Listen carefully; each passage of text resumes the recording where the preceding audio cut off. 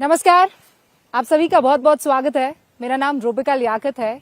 यहाँ इस वक्त मैं पहाड़ों की रानी हिमाचल प्रदेश की राजधानी शिमला में मौजूद हूँ और हमारे तमाम सवालों का जवाब देने के लिए भारतीय जनता पार्टी के राष्ट्रीय अध्यक्ष और हिमाचल से ताल्लुक रखने वाले, अपनी कर्म भूमि से हर उस सवाल का जवाब देने के लिए जगत प्रकाश नड्डा जी जुड़ चुके हैं। सर, आपका बहुत बहुत स्वागत है एबीपी न्यूज़ पर। अभिनंदन, स्वागत। आपका भी स्वागत है कि आप हमारे गृह राज्य में आई हैं और आप हमारे उस शहर में आई हैं जहां मैंने शिक्षा ली। आपने शिक्षा ली, आपने यहाँ से अपनी राजनीति की शुरुआत की और आज आप उस बिंदु पर आ गए हैं कि राज्य को जिताने की जिम्मेदारी जो है बहुत मजबूत तरीके से आपके कंधों पर है। आपने नारा दिया है, रिवाज इस बार बदलेंगे। कितना कॉन्फिडेंट है आपके बदल पाएंगे?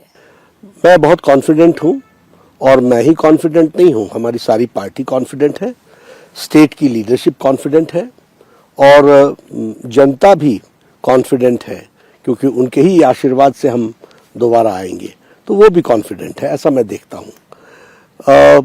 इस पे कुछ मैं अगर चीजों को आगे बढ़ाना हो तो मैं बता सकता हूं। मैं बस आप मुझे अगर बता पाए वो 3 चीजें जिस पर जेपी नड्डा, प्रधानमंत्री नरेंद्र मोदी, अमित शाह से लेकर तमाम यहाँ के जो पार्टी के कार्यकर्ता हैं, जयराम ठाकुर समेत, ऐसी वो 3 कौन सी चीजें हैं कि आप इतने कॉन्फिडेंट हैं कि 30 साल ऊपर पुराना रिकॉर्ड आप तोड़ देंगे?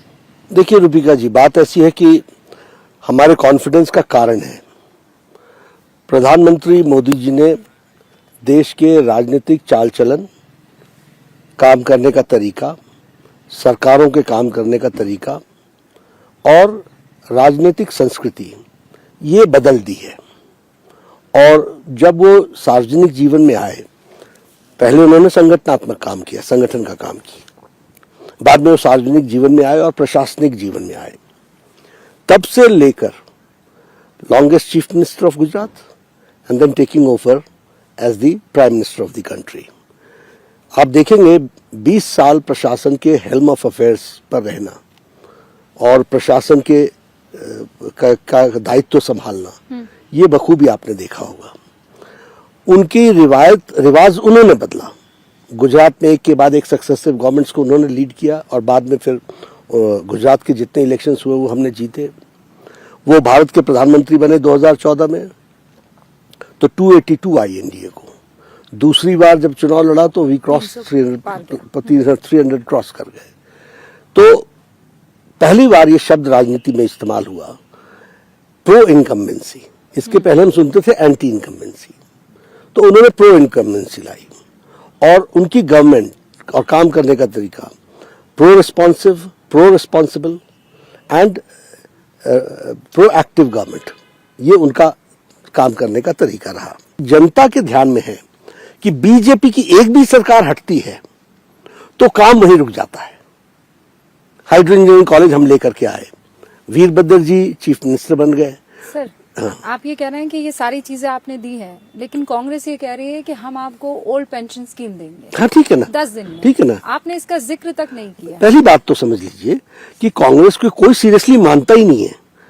जिसने ओपीएस बंद किसने किया था? कौन थे प्रधानमंत्री और कौन थे मुख्यमंत्री? किस उस समय आपको ध्यान में नहीं आया था क्या? अब आप बोलते हैं दे देंगे। आपने दिया क्या? ओआरओपी दिया आपने? 35 साल लगे रहे, अंत में चलते चलते टोपी उतार करके बजट में डाल दिया, जैसे जिसको बोलते हैं कि एक टोकन रख दिया 500 करोड़ रुपए, 60,000 करोड़ लगे ओआरओपी में। इसलिए हिमाचल की जनता जानती है कि बीजेपी कहती कम है, करती ज्यादा है, और इसलिए उनका विश्वास हमारे ऊपर होता है। और कोई भी चीज हम ड्यू डिलिजेंस के साथ करते हैं, हम इस तरीके से नहीं करते हैं पॉपुलिस्ट स्लोगन की तरह से जो जिसकी मर्जी आई। आपने राजस्थान में वो उसे अपना मास्टर स्ट्रोक मान रही है, तो आप लोगों ने इसका जिक्र भगवान नहीं भगवान किया, इसीलिए राजनीति को हम अच्छी तरीके से जानते हैं। भगवान उनको सम्मति दे, वो अपना मास्टर स्ट्रोक चलते रहे। आपका मास्टर स्ट्रोक क्या है मैनिफेस्टो में? हमें master stroke civil code, master stroke हमको लगाने की जरूरत नहीं होती। हम 24/7 365 डेज काम करते हैं, जनता के बीच में रहते हैं। ये स्ट्रोक करके ये कोई जादूगिरी करनी है क्या? लोगों की सेवा करनी है। लेकिन आपके विपक्षी आप पर ये आरोप लगा रहे हैं कि वहां अरविंद केजरीवाल ने कहा नोटों पर गणेश जी और सरस्वती लक्ष्मी जी की फोटो होनी चाहिए, तो आपने अपना जो सबसे स्ट्रांग पॉइंट है वो आगे लगा दिया, वो है यूनिफॉर्म सिविल कोड। कोई स्ट्रांग पॉइंट सीधे चुनाव से पहले कोई स्ट्रांग पॉइंट नहीं है। ये हमारी सोच है, और ये सोच जहां जहां जब जब आवश्यकता होती है उसको प्रदेश उसको आगे लागू करता है। आपने मैनिफेस्टो निकालना है, 5 साल में मैंने क्या करना है ये हमने बताना है, हमने बता दिया। इसके पहले क्या बताना था, तभी बताएंगे ना जब मैनिफेस्टो लेके आएंगे। तो हमने बता दिया। और जहां तक आपने अरविंद केजरीवाल की बात की, कौन लेता है उनको सीरियसली? आप राहुल जी को सीरियसली नहीं ले रहे हैं, आप अरविंद जी को सीरियसली नहीं ले मैं रहे आपको हैं। बताता हूँ, सुनिए ना।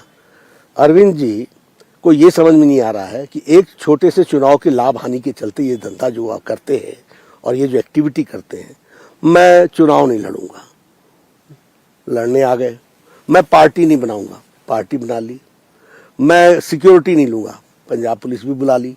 मैं गाड़ियां नहीं लूंगा, मैं ये सब शान शौकत नहीं लूंगा, सारे काम पूरे किए। मैं कांग्रेस का साथ नहीं लूंगा, कांग्रेस का साथ लेकर के सरकार बनाई।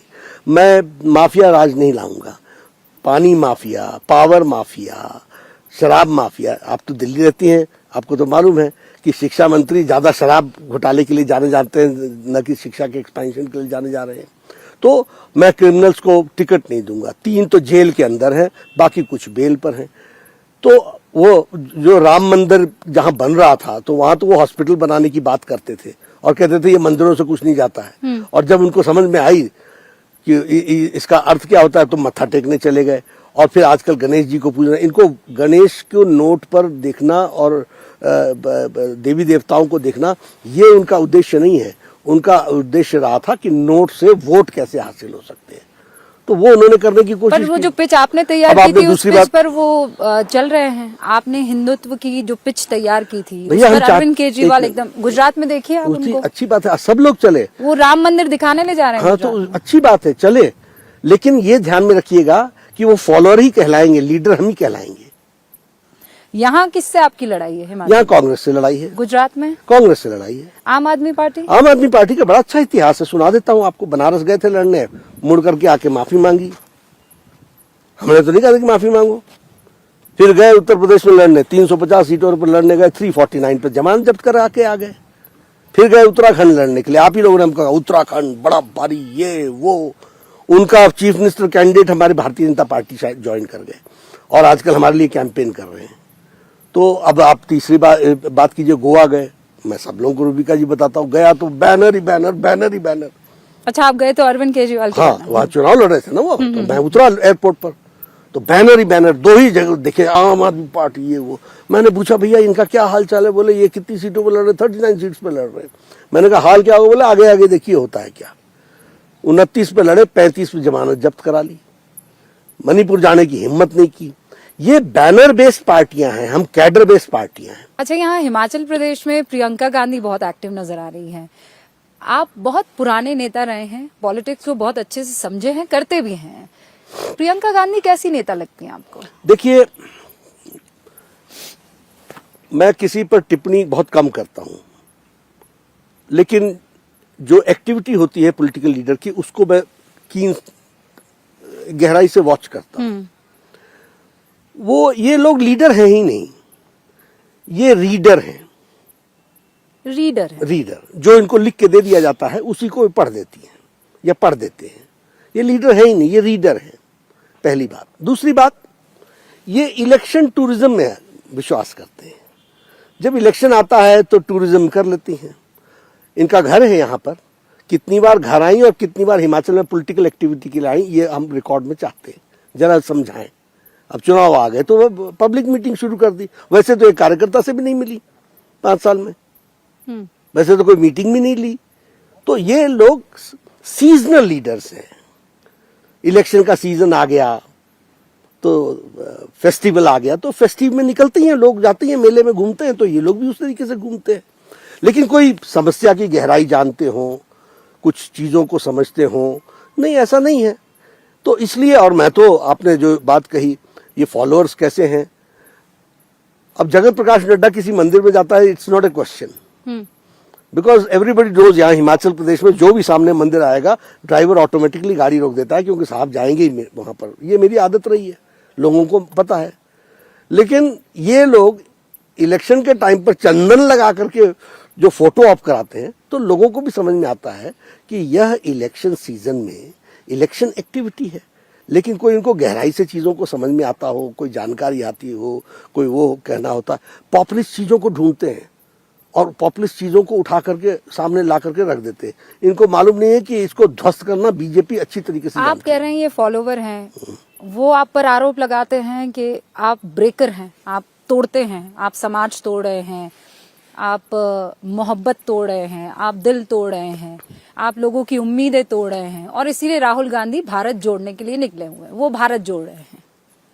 आपने बिल्कुल सही कहा कि हम तोड़ रहे हैं। तोड़ने का डेफिनेशन आपको समझा देते हैं। सबसे पहली बात तो ये है, थोड़ा लंबा इसका मेरे को बोलना पड़ेगा। आपने भारत जोड़ो यात्रा की बात की। जेएनयू में नारे लगते हैं, अफजल हम शर्मिंदा हैं, तेरे कातिल जिंदा हैं। अब ये अफजल कौन है? जो पार्लियामेंट में अटैक का मास्टरमाइंड था। सजा किसने दी? सुप्रीम कोर्ट के जज ने। तो सुप्रीम कोर्ट का जज कातिल है, पहली बात। सजा अपहेल्ड किसने किया कोर्ट के जजमेंट को? प्रणब मुखर्जी, भारत के राष्ट्रपति ने। तो वो कातिल हो गए। अब आप पूछेंगे कि इसका रेफरेंस क्या है? इसका रेफरेंस ये है कि राहुल गांधी दूसरे दिन जेएनयू जाते हैं और कन्हैया कुमार के साथ कंधे से कंधा मिला के खड़े हो जाते हैं, और वहां नारे क्या लगते हैं? भारत के होंगे टुकड़े टुकड़े, इंशाअल्लाह इंशाअल्लाह। तो ये अगर जोड़ो यात्रा है, और ऐसे अगर आप जोड़ते हो, आर्टिकल 370 को मोहब्बत के साथ किसने पनपाया, किसने बढ़ाया? जवाहरलाल नेहरू जी ने। और उसको समाप्त और एब्रोगेट किसने किया? नरेंद्र मोदी जी ने, हमारे भारत के प्रधानमंत्री जी ने किया। तो आप तो प्रायश्चित यात्रा पर निकले, जो आपके बुजुर्गों ने प्रायश्चित किया था, जो जो जो जो काम किया था, और जो आप काम कर रहे हैं वो आने वाले आपकी भी लोग उसका प्रायश्चित करेंगे। तो आप ये कह रहे हैं ये प्रायश्चित यात्रा है? प्रायश्चित ही है, और क्या है? अपने तो हमेशा तोड़ा ही तोड़ा, कभी जोड़ा तो है नहीं, तो प्रायश्चित कर रहे हैं। अब मुझे ये बताइए कि कितनी सीटें आप यहाँ पर ला रहे हैं? वो जो रिवाज, वो जो परंपरा आप कह रहे हैं कि बीजेपी की परंपरा बरकरार रहेगी, रिवाज हम तोड़ेंगे, कितनी सीटें लाकर तोड़ेंगे? जी ऐसा होता है कि हम आपसे 2 दिन बाद हम सीटों के आंकड़े पर आ सकेंगे। अच्छा, लेकिन कंफर्टेबल हम आज हैं, ये हमको दिखता है। और होता क्या है यहाँ पर कि मार्जिन कम होता है, क्योंकि इलेक्शन पिछले चुनावों में भी था। हाँ, आप देखते हैं 1000 से कम तो इसलिए वो बिल्कुल माइन्यूट स्टडी करके ही हम सीट्स निकालते हैं कि ये निकल गई, ये आ गई, ये इस पर देखना पड़ेगा और मेहनत करनी पड़ेगी, ऐसा एक होता है। तो नंबर गेम जब हम बात करते हैं, और ऐसा भी नहीं कि कोई 400 नंबर है, 300 नंबर है, तो हम उसमें कुछ हवा की बात को जोड़ करके आगे बढ़ जाए। यहाँ पर माइक्रो मैनेजमेंट बहुत इंपॉर्टेंट होता है, देन ओनली हम सीट्स के नंबर के बारे में बात कर सकते हैं आज। But today we are comfortable. You just comfortable या अच्छी फाइट वेरी है? Comfortable, very comfortable. तगड़ी फाइट आप मान रहे हैं? नहीं, ऐसा नहीं है, वेरी कंफर्टेबल। आप कंफर्टेबल? उनके लोग स्टेट लेवल पर चुनाव ही नहीं लड़ रहे हैं, वो तो अपनी अपनी सीटों में लड़ रहे हैं, आपस में लड़ रहे हैं। अब ये तो वो जाने, हम इसमें क्यों कहेंगे। तो अगर आप इतने कंफर्टेबल सिचुएशन में हैं, तो ऐसा क्यों होता है कि पिछले कई दिनों से पार्टी के राष्ट्रीय अध्यक्ष यहाँ पर है? हाँ, ये आपका इलाका है, समझ में आता है, लेकिन आप यहीं पर डेरा डाल दिया। आपके विपक्षी ये कह रहे हैं प्रधानमंत्री नरेंद्र मोदी को यहाँ पर बार बार आना पड़ता है, आपके तमाम बड़े लीडर्स को यहाँ आना पड़ता है, क्या वजह है? कोई वजह नहीं है, हम चुनाव लड़ते ही ऐसे हैं। बंगाल में नहीं बैठा था क्या मैं? तो बंगाल से हमारा क्या वो हमारा गृह राज्य था क्या? नहीं था। उत्तर प्रदेश में नहीं बैठा था मैं क्या? उत्तर प्रदेश में तो मैं लखनऊ शुरू किया मैंने, पहले आगरा बैठा, फिर आगरा से उठ करके कानपुर बैठा, फिर कानपुर से उठ करके लखनऊ बैठा, फिर लखनऊ से उठ करके गोरखपुर बैठा, गोरखपुर से उठ करके काशी बैठा। जैसे जैसे फेज वाइज चुनाव होते रहे, हम वैसे वैसे मूव करते रहे। उत्तराखंड में नहीं बैठा क्या? तो हिमाचल प्रदेश में ही बैठा हूँ। और हमारे यहाँ पार्टी राष्ट्रीय अध्यक्ष कैसे काम करता है? कुछ चीजें होती हैं ग्रास रूट लेवल पे काम करने की होती हैं, वो मैं यहाँ पर इंटरेक्ट करके करता हूँ। किसी दिन मैं धर्मशाला रुक जाता हूँ, किसी दिन मैं मंडी रुक जाता हूँ, किसी दिन मैं शिमला रुक जाता हूँ, इस तरीके से काम कर लेता हूँ। और आफ्टर ऑल इतनी फैसिलिटीज हैं, वीडियो कॉन्फ्रेंसिंग है, अभी एमसीडी के चुनाव के बारे में हमने यहीं से एक्टिविटी कर दी। और गुजरात के बारे में जो रिव्यू लेना है वो हम यहीं से कर रहे हैं। और यहाँ का जैसे ही चुनाव 12 तारीख को खत्म होगा, 13 तारीख निकलेगी, उसके बाद आप हमको दिल्ली गुजरात देखेंगे, एमसीडी में भी देखेंगे। अब वो आप बोलिएगा कि वो तो लोकल इलेक्शन है, नो, हमारे लिए महत्वपूर्ण इलेक्शन है, वो लड़ते ही ऐसे। एमसीडी में क्या रहेगा आपका? अच्छा रहेगा, बिल्कुल अच्छा रहेगा। एमसीडी में केजरीवाल पूरा दमखम आजमा रहे हैं और ये भी आरोप लगा रहे हैं कि आप लोग इतना डर गए थे कि यहाँ के चुनाव साथ साथ करवा दिए ताकि वो वहां के भी ना रहे, यहाँ के भी ना रहे, हर जगह पे। भाई आप लोगों की तो बड़ी सारी फौज है, वो तो इकलौते एक आदमी है जो सारी चीजें संभाल रहे हैं। देखिए रूबिका जी, जब चुनाव नहीं होते हैं तो हमने रुकवा दिए, जब चुनाव होते हैं तो हमने करवा दिए। ये क्या तरीका है? दोनों तरफ से आप हमारे को दोषी ठहराते हो। जिद भी मेरी पट भी। हाँ, ऐसा कैसे चलेगा? अब जब एमसीडी के चुनाव टले तो आपने टाल दिया। अब चुनाव हो रहे हैं, हल्ला कर चुनाव कराओ तो चुनाव करा दिए, तो आपके इस समय क्यों कराया? ऐसा थोड़ी ना होता है।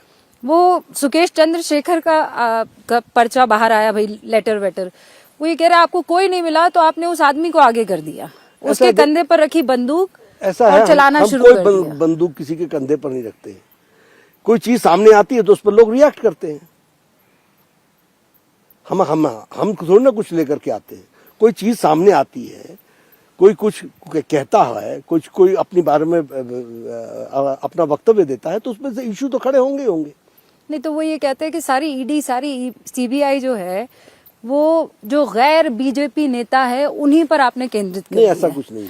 आपकी पार्टी में कोई सब साफ धुले हुए हैं, गंगा नदी है। ये ईडी का काम है ना, कॉन्स्टिट्यूशनल बॉडी है, इंडिपेंडेंट ऑटोनोमस बॉडी है, वो देखेगी, उसमें हमको दिक्कत की बात कहाँ है। लेकिन हाँ, जब ये ईडी जाती है और ये केसेस होते हैं तो केस तो हो ही जाता है, बेल तो आपको लेना ही पड़ता है। इसका मतलब fact of the matter is that there is some charge. Manish Sisodia जब बाहर आए पूछताछ के बाद तो उन्होंने कहा ये ऑपरेशन लोटस चला रहे हैं सीबीआई के अधिकारी, मुझे वहां पर कह रहे थे हमारे अंदर शामिल हो जाओ, तुम पर से सारी प्रॉब्लम्स और परेशानियां हटा दी जाएगी। कौन कसूरवार ये बताता है, बोलता है कि वो कसूरवार है? वो तो बेकसूर ही बोलता है। ये तो कोर्ट और वो चीजें डिसाइड करेंगी। अगर मोदी किसी राज्य में ना जाए, वो अब जीत की गारंटी बन गई है, बिल्कुल है। पर अगर वो ना जाए तो बीजेपी के पास कुछ रहेगा कि नहीं रहेगा? बीजेपी का इसलिए मैं नाम और काम का जिक्र कर रही हूँ। मैं नाम उन्हीं का है, उनके नाम पर और उनके द्वारा चलाए गए संस्कृति पर, काम पर, दोनों पर हम चुनाव जीते। बगैर मोदी बीजेपी कुछ नहीं। देखिए, मोदी जी का एक शख्सियत तो है ही है। हम आइडियोलॉजिकल बेस्ड पार्टी हैं, कार्डर बेस्ड पार्टी हैं। मोदी जी भी आइडियोलॉजिकल और कार्डर बेस्ड पार्टी के संगठन स्ट्रक्चर को अच्छी तरीके से जानते हैं। वो उसके सिपाही हैं, लेकिन वो हमारे नेता हैं। नेता से याद आया कि वहाँ नेता बदल गए हैं कांग्रेस में। आप कह रहे थे गांधी परिवार, अब एक नॉन गांधी खड़गे जी जो हैं वो अध्यक्ष बन चुके हैं। अच्छी बात है, देर आए दुरुस्त आए। कुछ विचार हमारे सोच करके आपने खड़गे जी को लाया। खड़गे जी हमारे मित्र हैं, मैंने शुभकामनाएं उनको दी थी और आपके मन से भी मैं उनको शुभकामनाएं देता हूं। लेकिन सिर्फ प्रेसिडेंट बदल देने से काम नहीं चलता है। जब आपकी स्टीयरिंग कमेटी में एक ही परिवार के 3-3 लोग होते हैं तो हमको भी समझ में आती है कि इसका स्टीयरिंग है कहाँ पर। नड्डा जी वो लोग इतरा रहे हैं, वो ये कह रहे हैं हमने डेमोक्रेटिक तरीके से चुनाव तो लड़ा, तो हम आपका नाम लेते हैं और ये कहते हैं कि आप दोबारा अध्यक्ष चुन लिए गए हैं। कहाँ चुनाव हुए, कहाँ डेमोक्रेसी थी? वो बार बार आपके नाम की चर्चा करते हैं। उनको हमारे ऑफिस में आकर एक एप्लीकेशन देनी चाहिए और उनको इलेक्शन का सारा प्रोसेस जो ड्यू हुआ है उसके रिकॉर्ड्स और उसके विजुअल्स सारे उनको भेज दिए जाएंगे। मैं आपको बताना चाहता हूँ, हमारे यहाँ एक पर्टिकुलर अमाउंट के स्टेट के इलेक्शंस के बाद ही नेशनल इलेक्शन होता है। जब वो स्टेट्स के इलेक्शंस हो जाते हैं तो उसके बाद नेशनल प्रेसिडेंट के इलेक्शन का डिक्लेरेशन होती है। डिक्लेरेशन होने के बाद नॉमिनेशंस भरे जाते हैं, उसका कोई टाइम तय होता है। 11 अशोक रोड में वो 20 फरवरी 2020 को, 20 जनवरी 2020 का शायद डेट थी, मुझे डेट नहीं याद है। उसका पर्चे भरने का टाइम 3 बजे तक था। देश के सभी मुख्यमंत्री जो भारतीय जनता पार्टी के हैं और सभी प्रदेश के चुने हुए नए अध्यक्ष, उन्होंने आकर के नॉमिनेशन भरा था। उस नॉमिनेशन पे मेरा नाम था। उस नॉमिनेशन के बाद 3 बजे तक इंतजार किया गया। 3 बजे के बाद मुझे डिक्लेयर किया गया। अमित शाह जी मुझे प्रेसिडेंट की के कुर्सी पर बैठा करके आए। साथ में एक ड्राफ्ट होता है कि I hereby hand over the charge to, मैं अपना चार्ज देता हूँ। उसके बाद बहुत बड़ा फंक्शन हुआ दीनदयाल मार्ग के हमारे हेडक्वार्टर्स में। उसमें प्रधानमंत्री मोदी जी भी आए, अडवाणी जी भी आए, जोशी जी भी आए, बाकी एक्स प्रेसिडेंट्स भी आए, नितिन गडकरी जी भी थे, राजनाथ जी भी थे और देश के तमाम चीफ मिनिस्टर्स थे। वहाँ मेरा डिक्लेरेशन हुआ। ये सब ऑन रिकॉर्ड है, आप लोगों ने उसको पब्लिसाइज भी किया है, आपके पास भी उसका रिकॉर्ड होगा। तो इसलिए मैं ड्यूली इलेक्टेड प्रेसिडेंट हूँ और संविधान के साथ साथ प्रजातांत्रिक तरीके से हुआ हूँ। आपके यहाँ झगड़ा था इसलिए खूब चर्चा हुई, हमारे यहाँ झगड़ा नहीं था इसलिए जेपी नड्डा यूनानिमसली इलेक्ट हो गया। हाँ, क्योंकि बाहर खबरें तो बस ये आई थी कि हेडलाइन आ गई कि जगत प्रकाश नड्डा जो है दूसरी पारी के लिए एक बार फिर से तैयार है। तो आप एबीपी न्यूज के मन से राहुल गांधी और प्रियंका गांधी को इन्वाइट कर रहे हैं कि आइए हमारे यहाँ के चुनाव देखिए। हाँ, देखना क्या, रिकॉर्ड देख लो ना। आपके एबीपी के उस समय के जो न्यूज के डेलिब्रेशंस हैं और विजुअल्स होंगी, उसी को देख लें। आप ही भेज दीजिए, उनको देख लेंगे। एक पर्सनल सवाल जाते जाते, आप नेता भी रहे, मंत्री भी रहे और अध्यक्ष भी है, सबसे बेस्ट रोल कौन सा रहा? देखिए, मैं अपने तरफ से जो जिम्मेवारी मुझे मिलती है वो मैं करता हूँ और उसको मैं निभाने का प्रयास करता हूँ जितना संभव हो सके। लेकिन इसमें कोई दो राय नहीं है कि मैं मंत्री परिषद छोड़ करके मैं संगठन में आया और संगठन में तब आया जब संगठन एक चैलेंजिंग डेज में था। तो संगठन हमारी प्रायोरिटी रहती है, अपने परिवार के बीच में रहता हूँ तो आई फील मोर कंफर्टेबल। लेकिन ऐसा नहीं है, स्वास्थ्य मंत्री भी रहा, पूरा समय मैंने स्वास्थ्य मंत्री के रूप में मोदी जी के नेतृत्व में मुझे काम करने का सौभाग्य मिला और यहाँ मुझे फॉरेस्ट मिनिस्टर रहने का मौका मिला, पार्लियामेंट्री अफेयर्स मिनिस्टर रहने का मौका मिला, लॉ मिनिस्टर रहने का मौका मिला, हेल्थ मिनिस्टर रहने का मौका मिला, एनवायरनमेंट, साइंस एंड टेक्नोलॉजी भी देखी हमने। तो जब हमको मंत्रालय मिलता है तो मैं उधर भी खुश रहता हूँ और कुछ ना मिले तब भी मैं मस्त रहता हूँ। लेकिन सीटों के मामले में आपको बहुत कुछ चाहिए और उसके लिए आप तैयार भी हैं। हम हमेशा तैयार हैं। All the best to you sir, बहुत बहुत शुक्रिया हमसे बातचीत करने के लिए। तो ये जगत प्रकाश नड्डा जी, भारतीय जनता पार्टी के अध्यक्ष, जो खुलकर हर सवाल का जवाब दे रहे थे और खुलकर उन बातों को भी सामने रखा है जो अब तक ना पूछे गए थे ना अब तक उनका जवाब मिल पाया था। बहुत बहुत शुक्रिया। धन्यवाद और हमारे गृह प्रदेश में आने के लिए आपका विशेष धन्यवाद कि आप आई हैं। Thank you sir, thank you. क्या मजबूरी है मेरी, बताइए। मैं अभी आपको बताती हूँ कि मैंने ओए होए होए होए, नमकीन के चटकारे लेते हुए टकटकी मार के डिबेट शो को पॉज रिपीट कर करके देख रहे हैं जोगिंदर जी। इनकी तरह आप भी देखें अपनी फेवरेट डिबेट्स को रिपीट कर और डाउनलोड कीजिए एबीपी लाइव ऐप अपने स्मार्ट टीवी पर।